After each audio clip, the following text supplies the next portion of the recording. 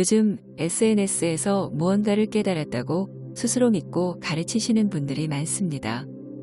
이분들 중에 어떤 분들은 마치 명상만 시작하면 뭐든지 다 해결되고 부자가 되고 어린이 동화의 결말처럼 이후로 그들은 오래오래 행복하게 살았습니다와 같은 인생을 바로 살 수 있을 것처럼 이야기합니다. 제 입장에서는 완전히 헛소리도 이런 헛소리가 없습니다. 그 명상가들의 실제 삶이 어떠한지 옆에서 24시간 지켜보고 싶을 뿐입니다. 인생의 변화를 원하시는 분들이 이런 말도 안 되는 내용의 이야기를 듣고 열광하기도 합니다. 명상이 진행되는 과정은 계단식 그래프와 비슷합니다. 처음에는 좋기만 합니다. 내 안에 작은 번뇌들이 조금씩 사라지고 스트레스도 해결되면서 뭔가 기운도 차고 긍정적인 에너지가 도는 것 같아 좋아 보입니다. 하지만 내가 전생애를 거쳐 쌓아놓은 수많은 번뇌들을 제거하기 위해서는 반드시 대가를 치러야 합니다. 수행이 진보될수록 내 안에 큰 번뇌가 해체되는 순간은 만만치 않습니다. 우울증에 걸린 것 같고 뭔가 추락한 느낌이 들고 모두에게 버려진 느낌도 하염없이 듭니다. 이러한 고통의 시간이 너무나 괴롭고 힘들게 느껴져 영적인 전통이나 명상 전통에서는 이러한 과정을 대체로 영혼의 어두운 밤이라 부르기도 합니다.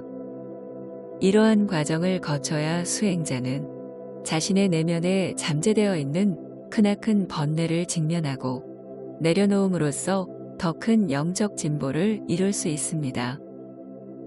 명상의 얕은 즐거움에만 취해 있다가 이러한 고통의 순간이 오면 수행을 중단하거나 다른 수행으로 갈아타거나 하는 수행자들이 있습니다.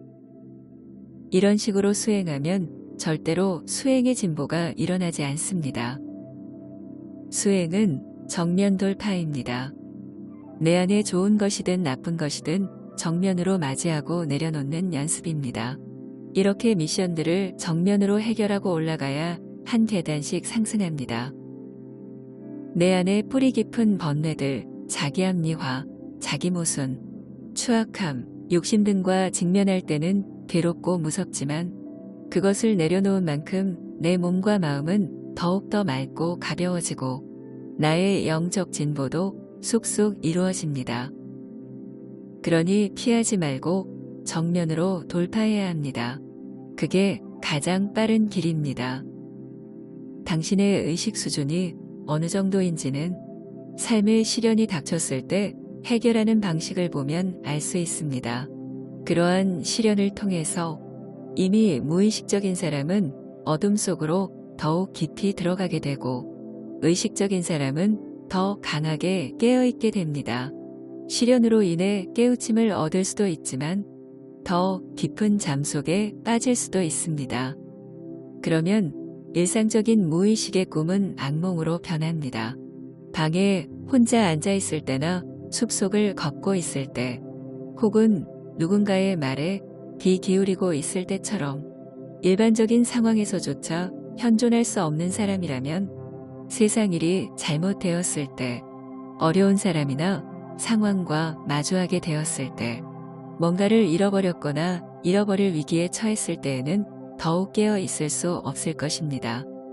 결국 두려움의 형태로 반응하게 되고 깊은 무지 상태로 끌려 들어갈 것입니다.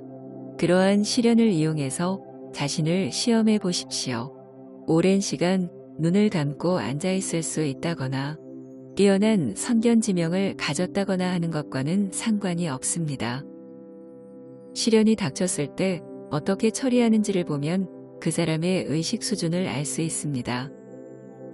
에크하르트 톨레의 이 순간을 살아라 중